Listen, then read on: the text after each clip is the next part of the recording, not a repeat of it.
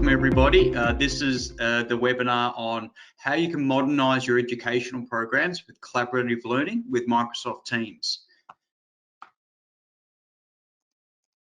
Now, before I sort of introduce myself, I want to throw over to Angela Wood, who's from Pact IT. Angela, do you want to introduce yourself? Thanks, Darryl. Hi, everyone. My name's Angela Wood. I work for Pact IT Solutions. I've been with Pact for quite some time now, even managed to move interstate in between from South Australia to Queensland. I work primarily with schools and help them with their school management systems and also how to navigate moving to the online world of Microsoft products. We have quite a large number of schools who've been with us for about 15 years now, so we feel that that's something pretty special and something we don't take for granted. In my personal life, I'm a mum of 2 boys, which is why the topic that I'll be introducing a bit later on is something really important to me. Thank you, Darryl. Thank you. So look, I'll be obviously asking you a lot of questions about your experiences being a mum and having kids go through school. I think it's really, you have a really good advantage being able to see sort of both sides of the coin there. I don't have children, so I can only call back on my experience going to school, which is getting further and further away. So I'll do that throughout the session, but let me introduce myself. So I'm the Director of Solutions Engineering at AvePoint for Australia and New Zealand. So I get to talk to a whole bunch of different customers across a bunch of different verticals. We're focused on education today, a lot particularly in the K-12 sector and higher education as well. Now, in terms of our agenda for today, so we've obviously done the introductions. Now we're going to go through a few different topics here, and Andrew and I will sort of bounce off each other, sort of go backwards and forwards. We'll be looking at how we can provide a unified experience for staff using Microsoft Teams. What are some of the opportunities to engage with parents in the hybrid learning environment? How we can deliver highly collaborative bite-sized learning? And ultimately, how can we provide secure online exams and proctoring? Now, this one has been really, really relevant, particularly with COVID. And unfortunately, Angela, I know you're at home at the moment, like a lot of Australia is. So becoming more and more important, particularly for schools, how they can do that when students aren't necessarily able to come into the school anymore. Now, a little bit of housekeeping before I sort of go any further is that we'll be monitoring the chat. So please ask any questions that you have. Andrew and myself will answer those questions in real time. So we won't be doing questions at the end. So the nature of this is recorded, but we'll be answering them as how they go. Now, in terms of who AvePoint are, so we've been around for about 20 years now. We're headquartered out of New Jersey. We are in 14 countries across the globe. We are a 5-time Partner of the Year from Microsoft. The most recent one is our Singapore office, won Partner of the Year, a big part for our EduTech product, which is one of the solutions that we'll be talking about today. Really, really exciting part in some of the innovations that they built there. We've recently been publicly listed, and we were one of the first organizations that were able to do backups and migrations for the SharePoint stack. So that's where we have a great deal of experience. But the education space is a really exciting part and an area that we're sort of growing in a great deal. Angela? Thank you, Darryl. Yeah, so we're Pact IT Solutions, and we mainly deal with, well, in my area, I mainly deal with schools and helping them out with their school management systems. So Pact's been around for over 20 years, helping schools in South Australia. We have quite a large depth of knowledge in our team. We have 2 people who have successfully founded a new school, which is still going to this day. And we have 3 people who've served on school boards and committees. Likewise, there's quite a few of us that have actually worked in schools ourselves, myself included. Before I started at Pact, I worked in a private school as an accountant. And so we've got people that have been teachers, deputy principals, and worked in the IT area.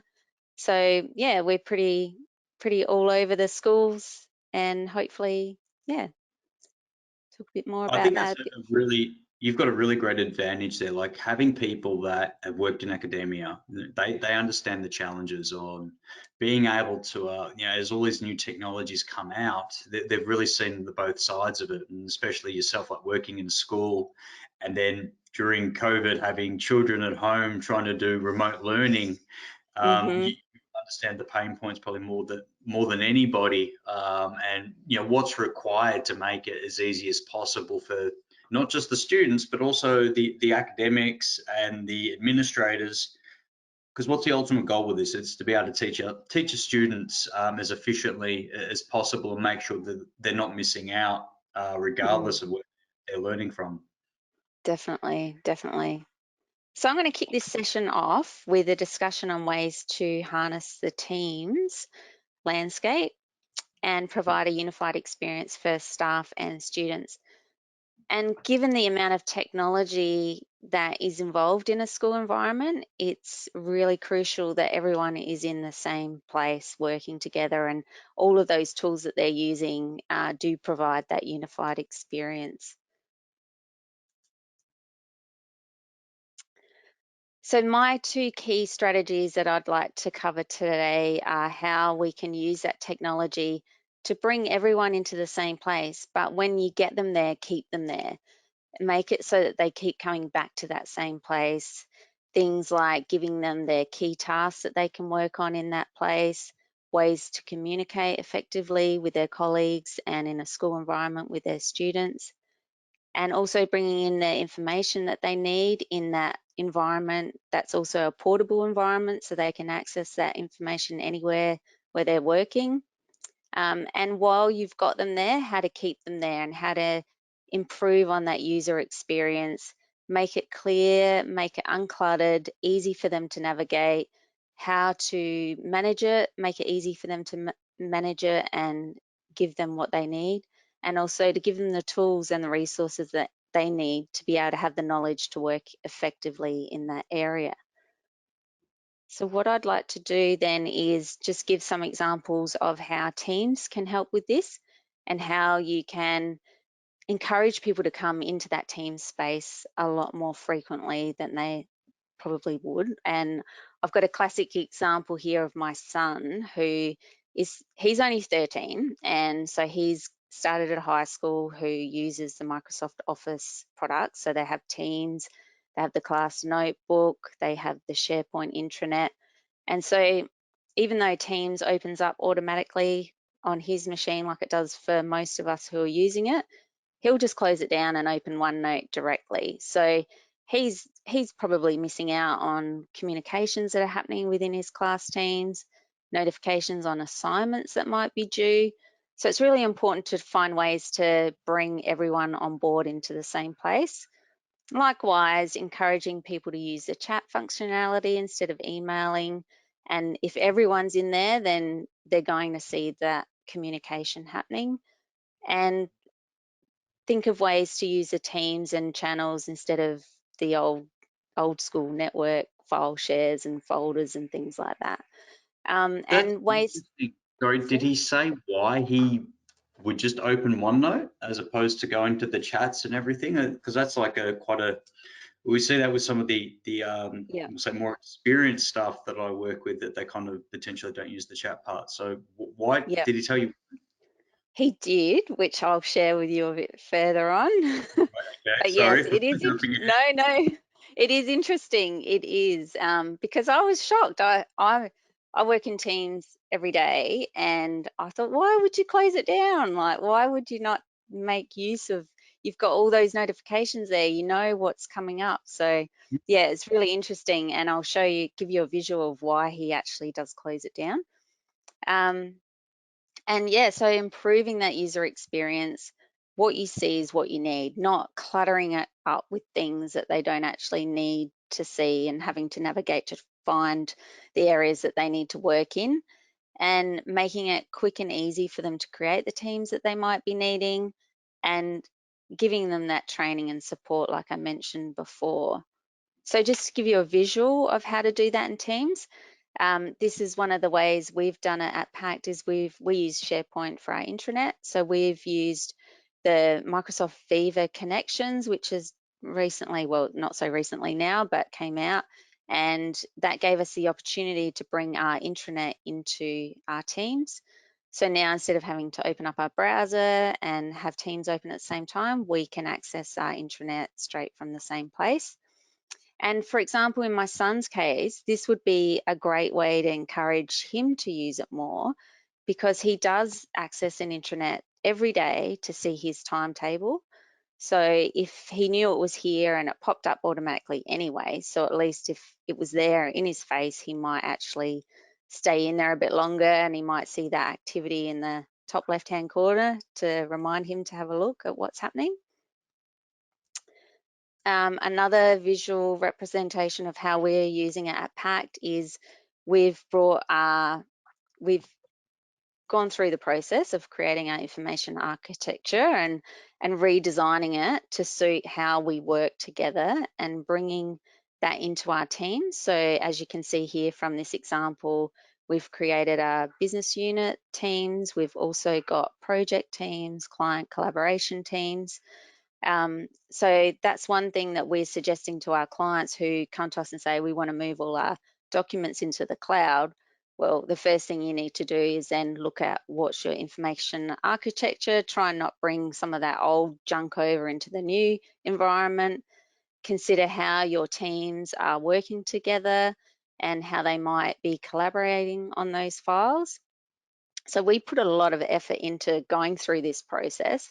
So it was important for us to make sure that once we got to where we wanted to be, that we kept it that way. So in order to do that, we also had to consider all those governance processes, which is one of the reasons why we ended up using AvePoint Cloud Governance, because it just worked perfectly for us in making sure that anytime a new team was created, it didn't just go back to the old way.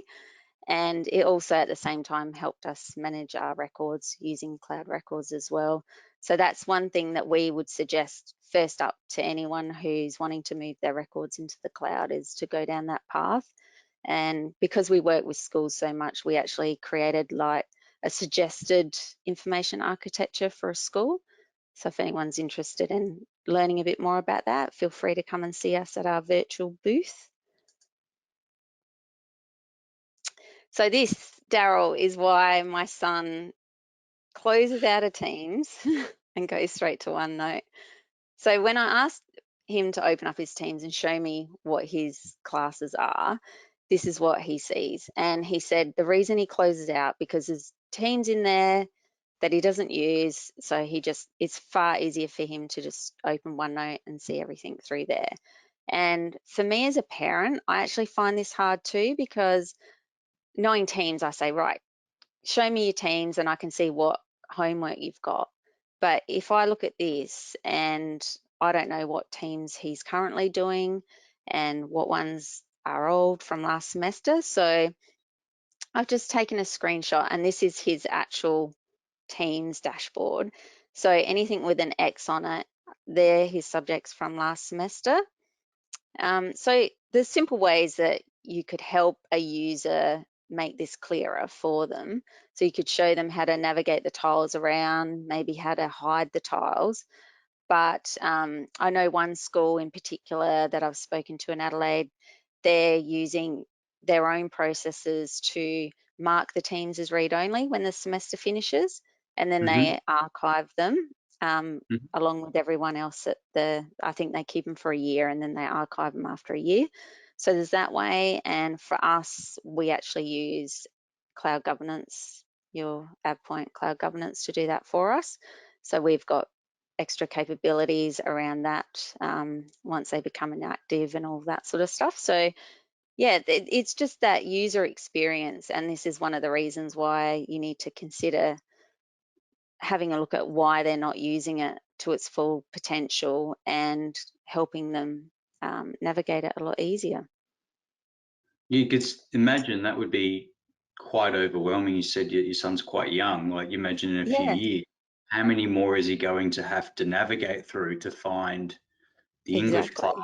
or whatever it is that he needs to be involved with? So yeah, I could say, like, if it's too hard, people will work around the platform. It's no Yeah, different to, this is the modern version of what we saw with file servers, where if it took me 45 minutes to find the file I was after, you go, you know what? I'm going to save it on my file on my desktop, Yeah. because listen, I can quickly find it. This is the modern version of that. Definitely, definitely. And then there's the case of, wanting to create a team. You're doing a new project and you want to create a new team, making it easy for your users to be able to do that. For us, we use obviously cloud governance. So we have our My Hub on the left-hand side, and we can just easily provision a new team that way. I know another school who they've put in place processes to have tickets go through to the IT department if anyone wants to create a new team. So yeah, just making it easy for people to use it, and making it quick as well. They don't want to have to wait a week to get a team created so they can start collaborating on a project. And that's often the challenge, where like everyone has the best intentions with putting it via a help desk, Hmm. but if you've got a big school, Mm, do they have the capacity and time to be able to service all those requests? Because as we see, if you make it too long, they will find other alternatives to get the job done, as it were. In this case, it could be definitely. a Facebook group. I know lots of schools where they would go off and they weren't given the tools, or it wasn't easy to use, and they'll go create Facebook groups to do all that collaboration, Hmm. work on projects and things like that. And that's, in the short term, that's great. But what that means is it's not being backed up, it's not being records managed.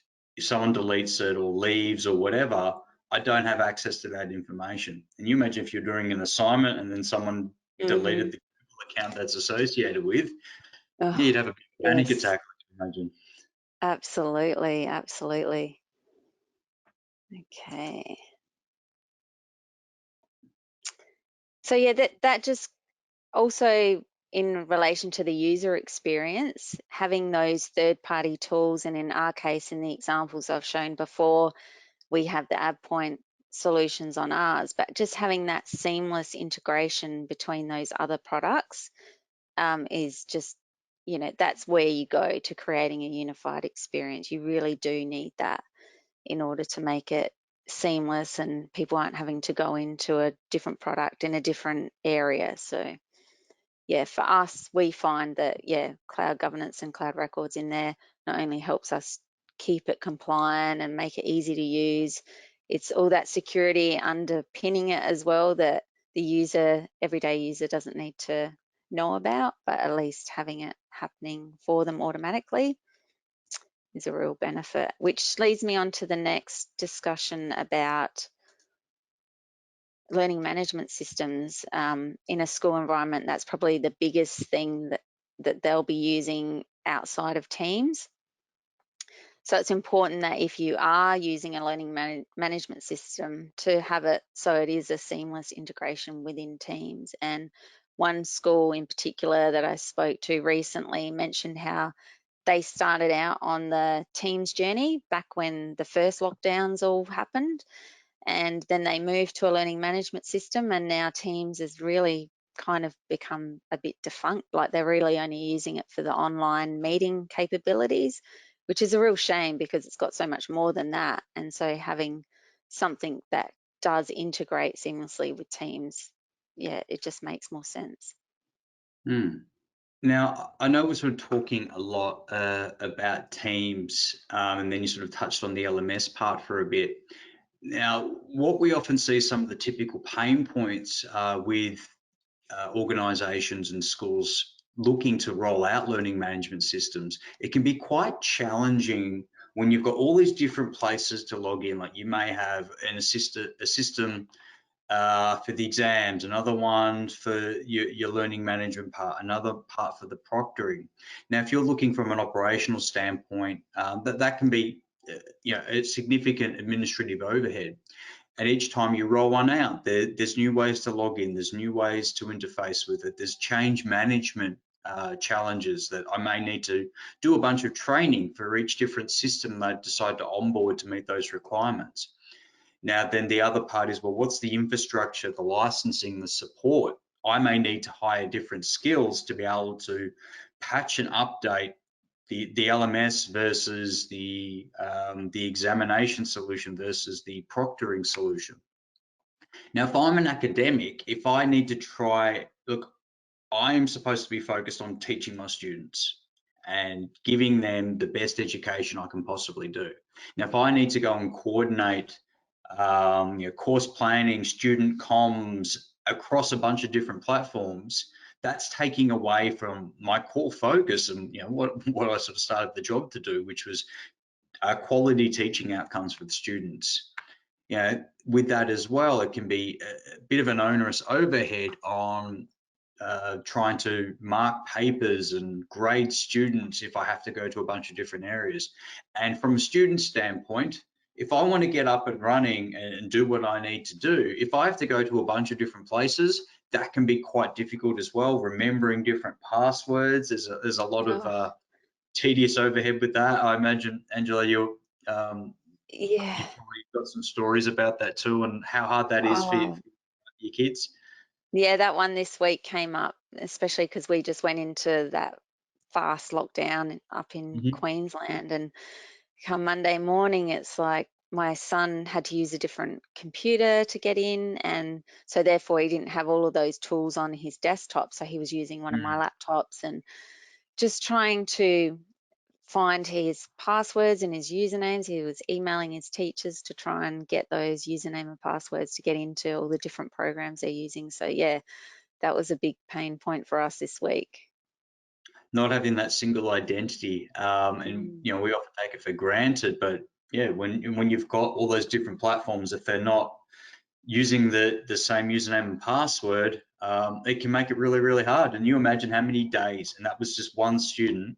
yeah, If 25% had that issue, which I imagine was probably higher because no one was prepared. It was like I think I saw something on the news where they were in the middle of a football game in the first quarter. Then they sent yeah, everybody home. It was that quick. You didn't get the time to prepare.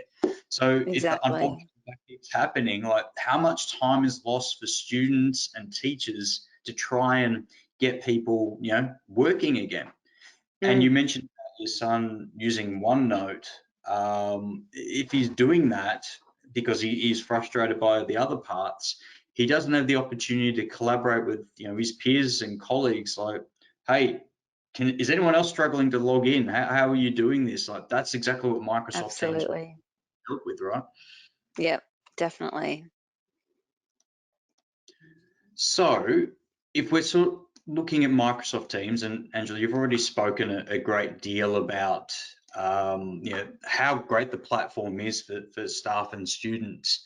Now, what we're going to focus on a part of this session a little bit later on as well is how we can extend upon and with this great functionality and integrate with it, particularly around the delivery and grading of courses. So look, if schools have taken a whole bunch of time to learn Microsoft Teams, because we know there's a bunch of different tools, but Microsoft Teams has taken off a great deal in the education space, it only really makes sense to let's leverage what we've already done here. So we don't have to do other training courses, more change management, and we've also got the integration from an authentication standpoint. It makes it so much easier for people to get up and running. Look, I know, and it sounds like this problem's already is still continuing to happen, Angela, from what you just mentioned. But Mm, I know when I was last at school, sort of showing my age, so I'm probably going to use university as an example, still using pens and paper when I was in high school. But I know at uni, it was infuriating having to go from platform to platform to platform, and none of them were integrated. None of them used the same logins, and there was no awareness that if you had done a course in one thing, or if I'd gone in and downloaded coursework in one part, there was no awareness in another part that that had actually happened. So the amount of time and effort that was wasted on that was incredibly frustrating. So if there's opportunities to do that, I see that we should absolutely take advantage of that where the yep. tools are there. So what this slide sort of illustrates here is the end-to-end life cycle in regards to a student's journey. So from the first party, it's really about evaluating which institution they may go to. Now, I know with K to 12 students, this may sort of be made more by the parents, but in some cases that may not necessarily be the case. And, we're talking K to 12 now, it could be for higher education as well.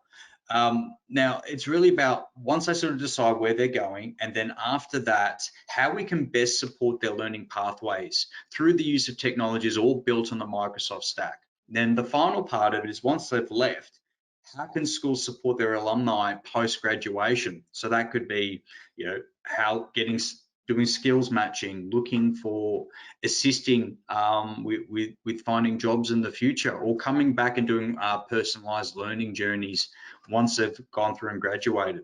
So the part that we're going to be focused on primarily today is the middle part of the process. So once students are enrolled, how can we support students, teachers, and administrators alike? As you can see down the bottom here, we underpin all of this using our cloud-based technologies. Angela was talking about a lot of these before that integrate natively with the Microsoft Teams platform.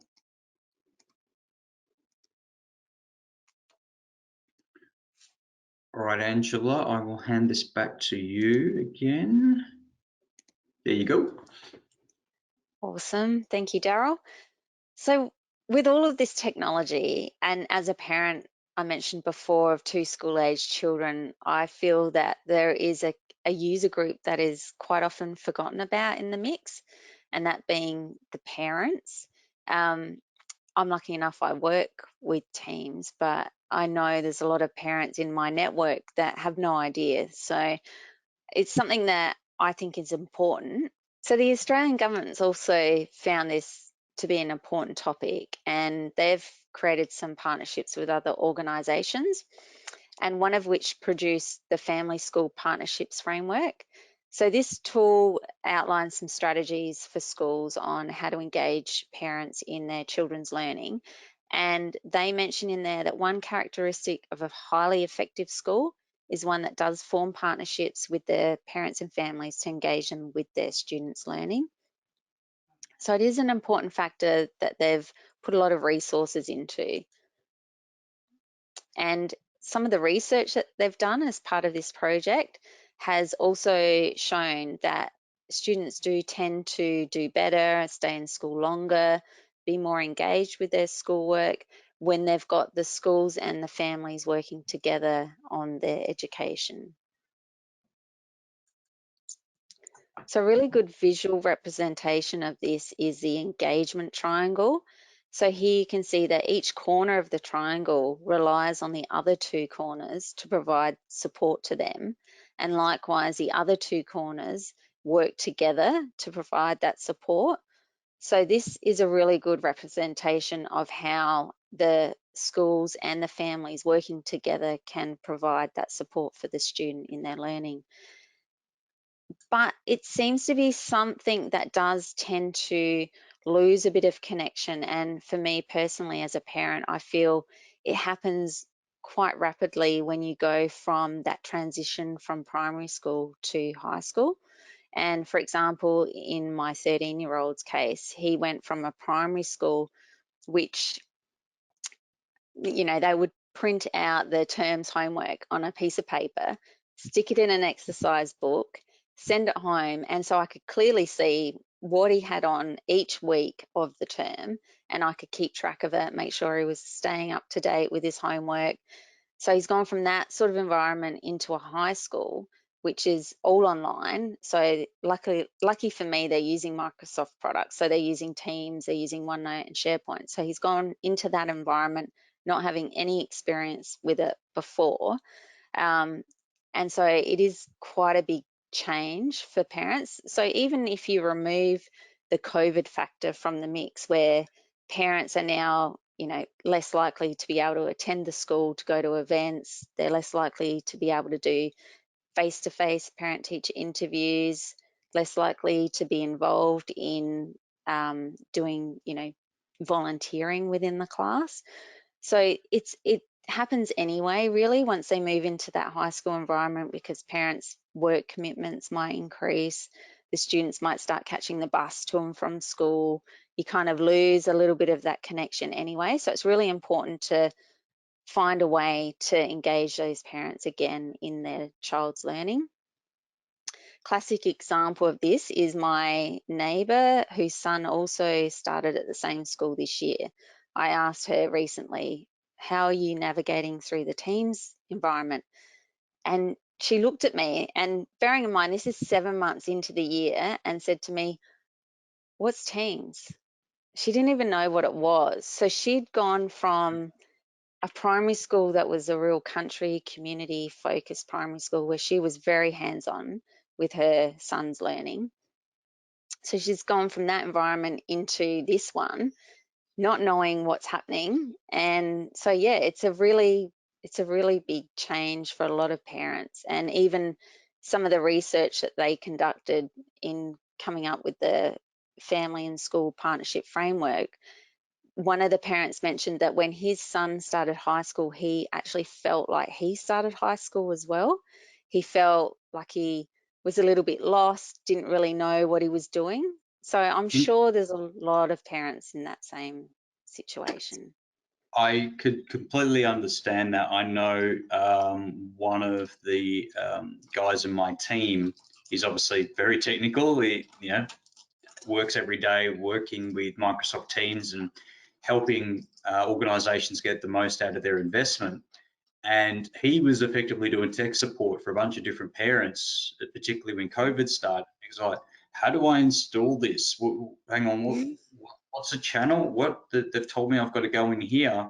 And it Yeah, was really difficult for a lot of them. So, and if you didn't yeah, work with it all the time, I can yeah, imagine that would be tough.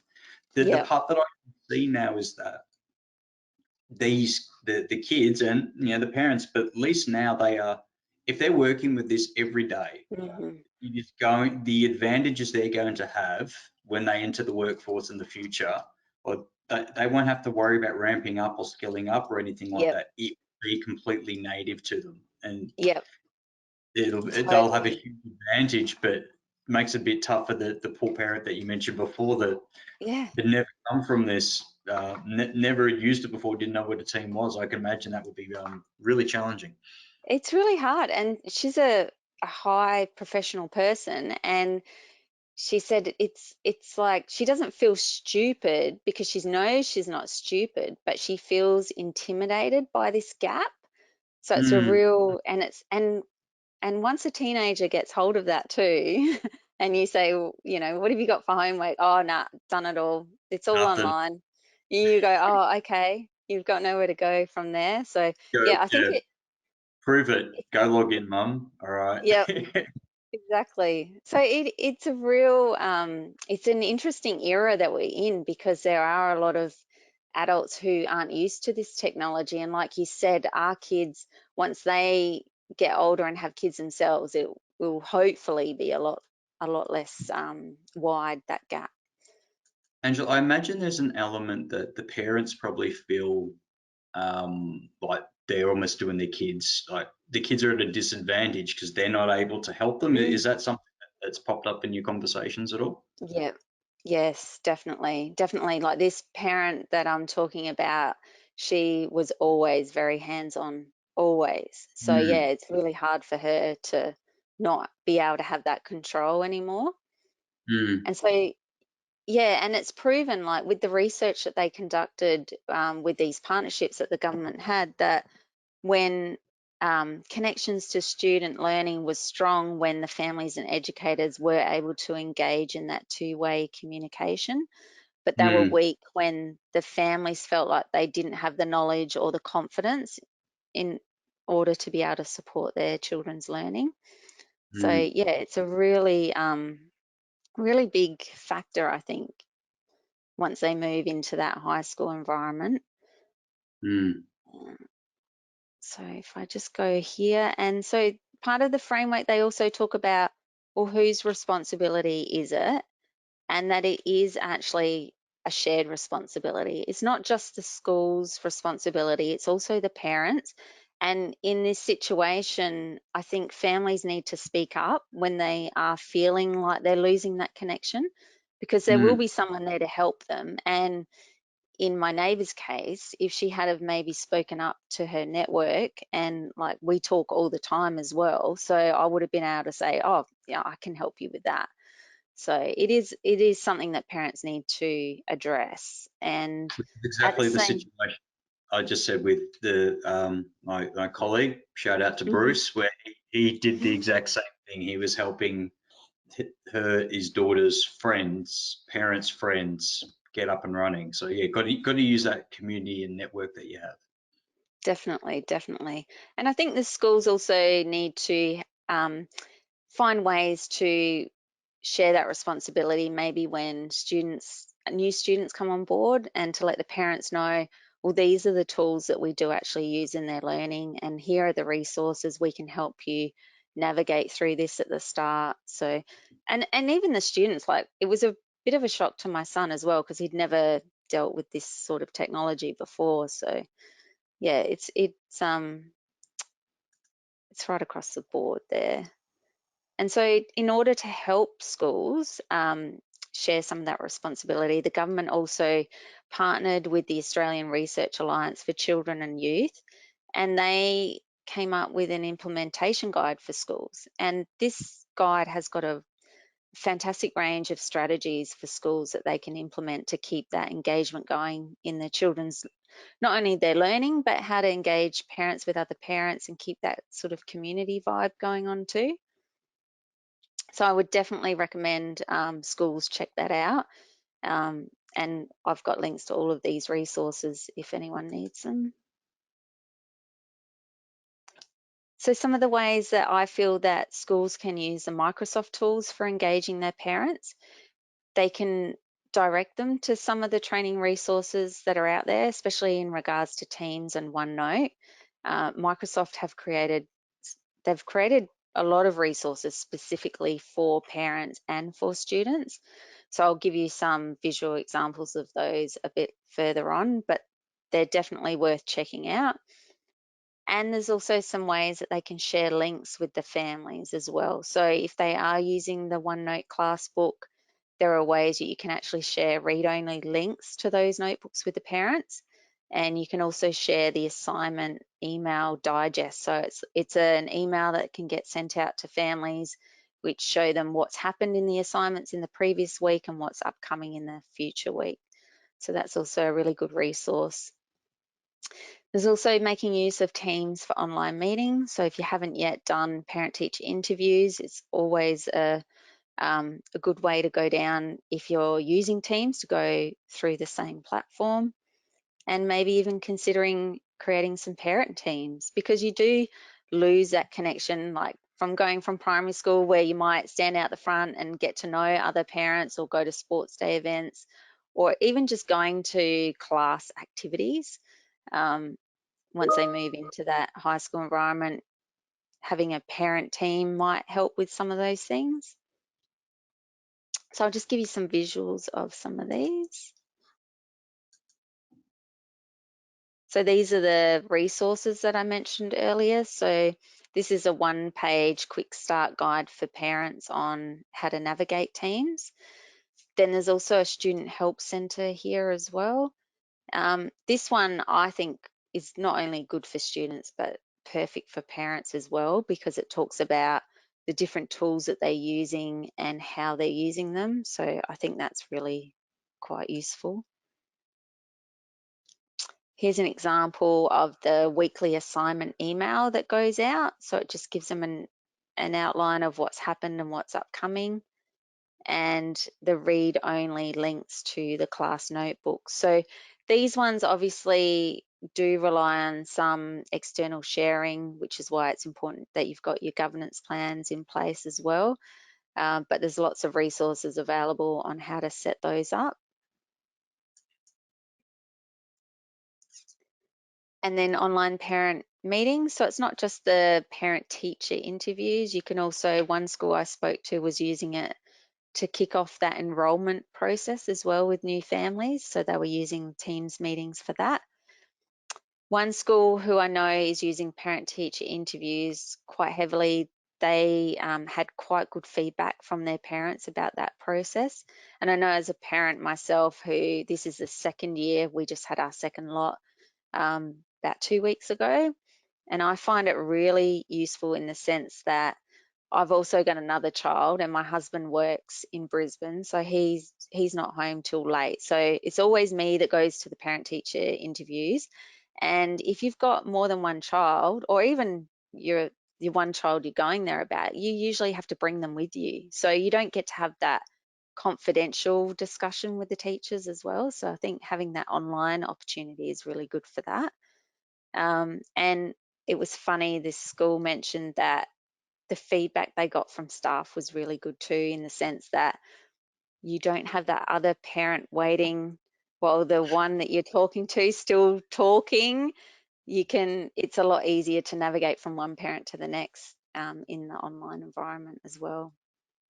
And then being able to have those class events, that's also, if your class is putting on a little performance, you might be able to invite the parents along to participate in the online environment.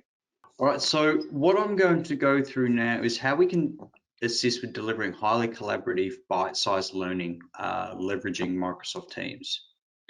Now, if you look here, so this is a part of our EduTech platform where what we're able to do is provide great high-level dashboards, particularly around the scheduling and registration for students when they want to be able to go in and register what class they want to do, but also being able to see at a high level lesson plans and being able to look at roster management. So who's going to run which class, what classes the students are in as well, and are we able to record attendance too? So part of the advantage of this too is if someone logs in and for a particular class or particular module, we're able to automatically identify and see if they have actually attended that class. Now that sort of comes in really well when you've got the parent-teacher interviews that you just said, is being able to produce that information and be able to show who's actually been attending. Now, from a curriculum standpoint, so being able to start planning out lesson plans and what are the activities that the students are going to do for which particular class, we can then sort of publish that information to Microsoft Teams for virtual classes. And from within there, we're able to start leveraging like quizzes and doing SCORM-based packages, which is an industry standard for the packages for being able to have all the information and content, and most importantly, the grading as well from a student standpoint. From there as well, we can also start to track around how students submit their homework, so the file submission, being able to track that quickly and easily as well. But just like with every class that we do, when they were in person, there's conversations, there's chats with other students about, hey, how did you go with that particular part, or getting feedback from a teacher. We're able to do all that now. It's just leveraging the great platform that's Microsoft Teams, and we're able to underpin it with the rigor and control from a class standpoint, so we can sort of track what everybody's doing. Now, I touched on this a little bit before about being able to show some of the information around attendance and how that can be valuable for the parent-teacher interviews. But the next part of that as well is we can actually go in and do some of the grading. So if we're creating those great courses for the students to do, and then they go in and complete those. So if we have a particular classroom, there could be an assignment or an exam, or being able to test if they're actually paying attention when you're sort of teaching those particular classes, we can set up different tracking for those classes around how they've gone with the different assignments or the different courses that we've created. And then we can start to see what those look like as well. Now that's done at an individual level. We can also do it for team assignments as well. So we know where we have often with teams where there may be one particular student's doing more than another, or whatever the case may be, we can start to provide different grades for their different input as well, because we can quickly and easily see who's contributing what when it comes to those sort of those assignments as well. We can also randomize the assignments too. That way I know what used to happen back in the day, where if everyone got the same assignment from year to year, people were sharing it and plagiarizing and all of that. That's one of the great things now, that we can be a lot smarter to make sure that those things don't happen anymore. Now, in terms of competency-based quizzes, we're able to use artificial intelligence where we can start generating questions and answers to any file that's sort of uploaded. So we can start to upload content and automatically generate quizzes. I remember when I was in school where you may find randomly on a Friday afternoon that there was a quiz, but that would have required the teacher to have to go off and write that quiz down and print it out and go around and give it to everybody, then manually grade it and all that sort of fun stuff. We can now do that automatically. So you can upload question and answer pairs with a bunch of different documents, and we're able to automatically generate what those quizzes can look like. We can then automatically allocate those to the students, and they can be different sorts of variations of it, and then we can publish that, and then they can go in, as you can see in the sort of top right hand corner here, they can go through and answer the quizzes, and then we can automatically mark them as well because we know what those answers are. So it makes it a lot quicker and easier to get a finger on the pulse of how the students are actually going. Is the content that's being produced resonating? And if we're talking, you have a bunch of different classes and you've got a bunch of different students, doing that at scale can take an awful lot of time. Like you would see the poor teachers staying back after hours grading assignments or taking it home with them. This is the sort of modern version of that, where we're working smarter, not harder when it comes to this sort of stuff. Now, post-class, so once the students, if we've got the detection that, all right, we've created these classes. Now, this one sort of lines up exactly what you were talking about, Angela, where your son goes in and there's a bunch of classes that he doesn't need anymore or he hasn't done in quite a while. We can automatically detect which ones aren't being active anymore. This is sort of the governance component that you're talking about.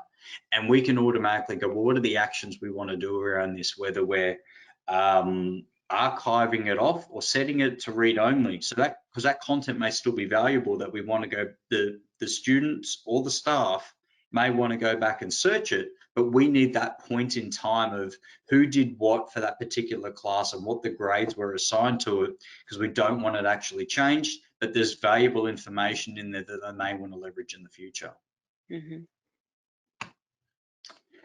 Now, we're talking about how can we provide secure online exams and proctoring, particularly it's quite relevant now where we may not be able to get into classrooms for a while, depending on which part of Australia that you're in, what that looks like. So it can be really, really important to make sure that we can still continue to evaluate students, like students that still wanting to potentially go to the next year, or if we're talking VCE or HSC, depending on what part of the country, and it's still really important to do that exams. And I really do feel for a lot of the students that have had their final year of year 12 completely disrupted. So what can we do to minimize that in this sort of new world where unfortunately we may go into lockdown from with very little notice? So our exam management system is designed from an end-to-end standpoint to be able to manage both physical and digital exams. And that can come from, if we were, this can be sort of a hybrid sort of deployment here, where if we're scheduling venues, seating and printing, it can be done from that, but it can also be done in an online standpoint where tables of specifications that are used to guide question crafters on what sort of questions are needed, and then supporting that via a question bank using artificial intelligence to be able to create consistent and quality papers automatically at scale.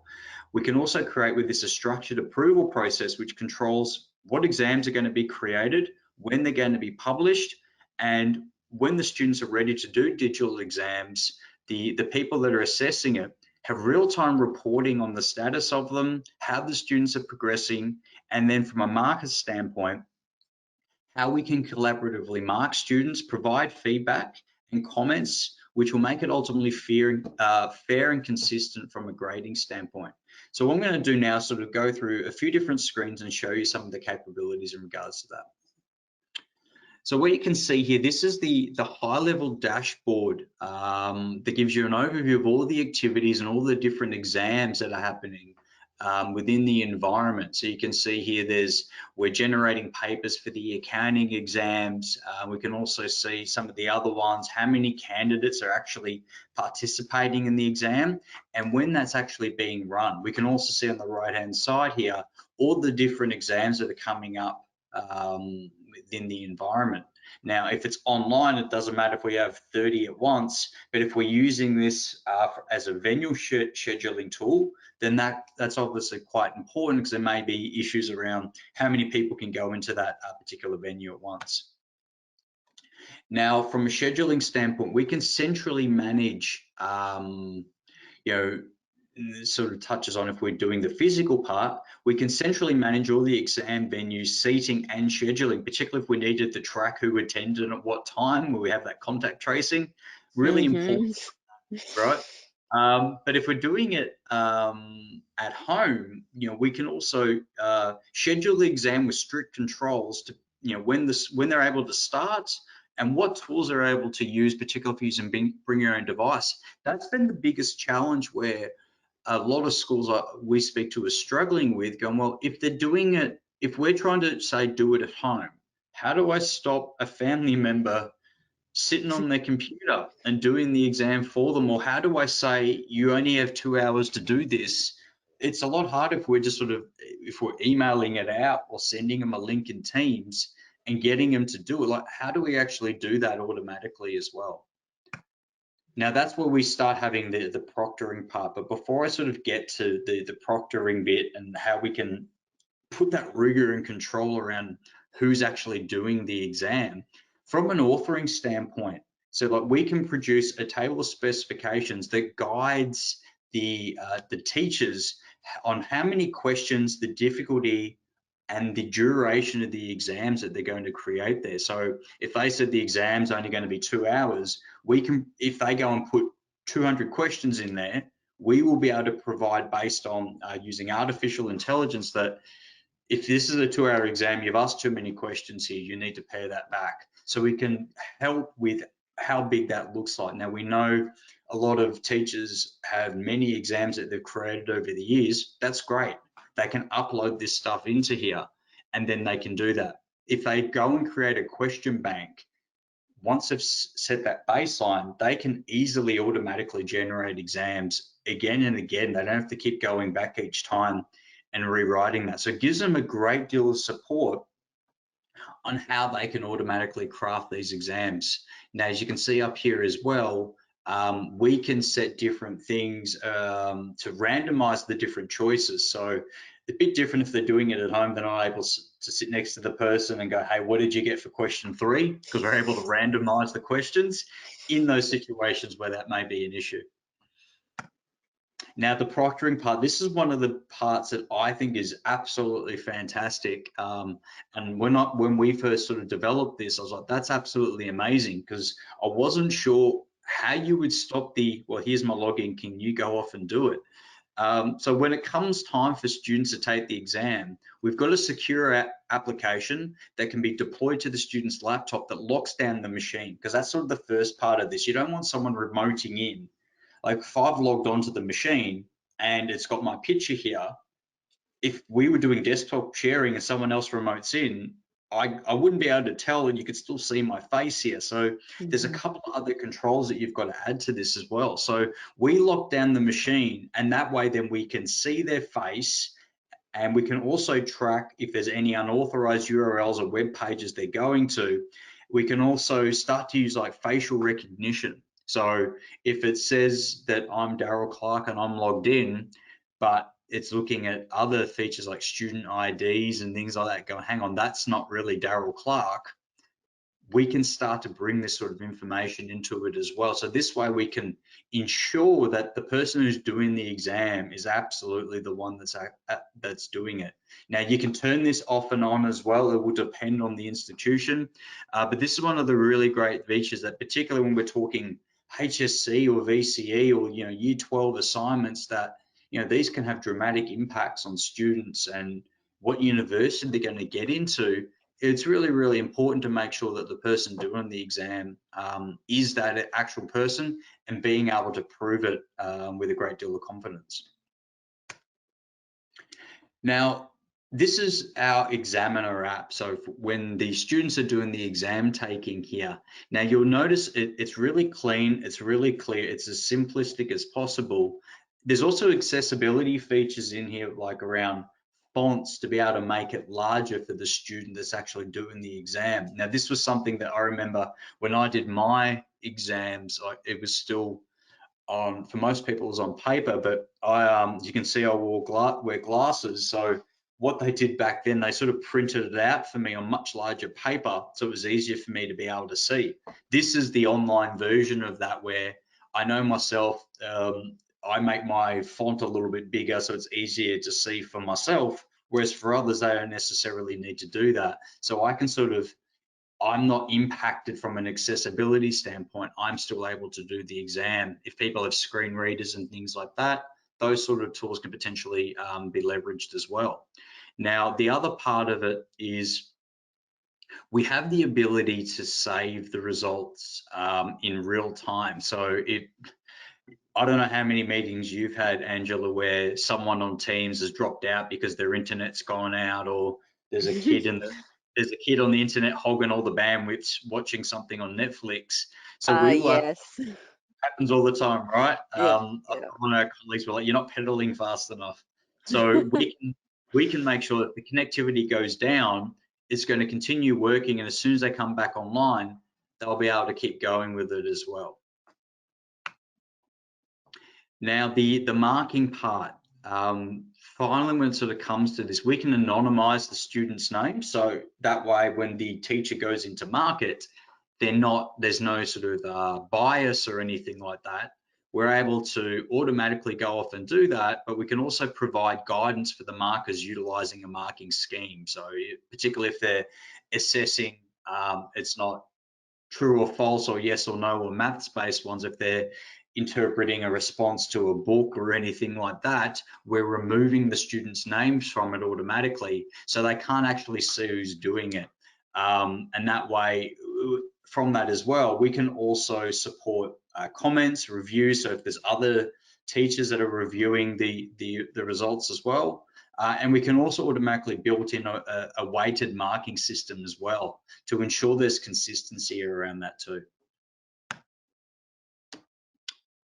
Now, Angela, I think I'll throw back to you for the summary. We've obviously covered a lot of areas today. I think it's been sort of a really great conversation, but I'll throw to you to wrap up.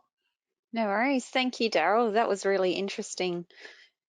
And hopefully everyone's got a little bit more out of that session and worked out some tips on how to create a more unified experience in Teams and how to possibly choose some of those great products that work seamlessly with Teams, and how to keep those conversations happening with the educators and the families on creating the engagement to their students' learning is also really important. Don't forget about that user group in the mix. And there's lots of resources and technology out there, not just for the parents, but also for the schools. And hopefully you get something out of that. And the online exam thing is just such a hot topic at the moment. I know in my circle of parents, it is a big worry at the moment with kids not being able to go back to school. So hopefully this is the way that they might be able to get on board.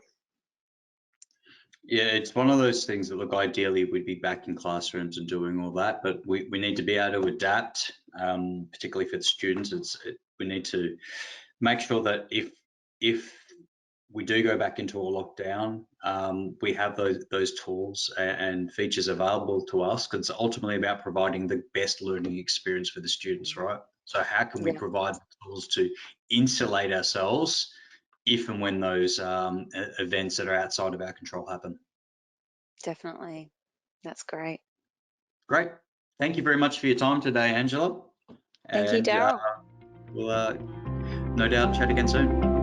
Okay, thank you.